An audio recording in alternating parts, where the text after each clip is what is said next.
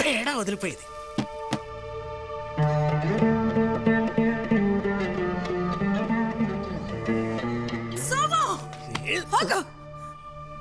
ఏంట్రా నోటికి ఏదొస్తే అది మాట్లాడవేనా? అసలు నువ్వు మనిషివేనా? కాదురా, నాన్నని. నీతో మాటలేంటి? నాని, ఆయన కోపం వస్తే నోటికి వచ్చినట్టు మాట్లాడేస్తారు. నీకు చిన్నప్పుడు నేను చూస్తున్నావు కదా, నీకు తెలిసిందే కదరా. నీ మనసులో ఏం పెట్టుకోవద్దురా. బంగారం, నువ్వు అలా ఉంటే నేను చూడలేనురా.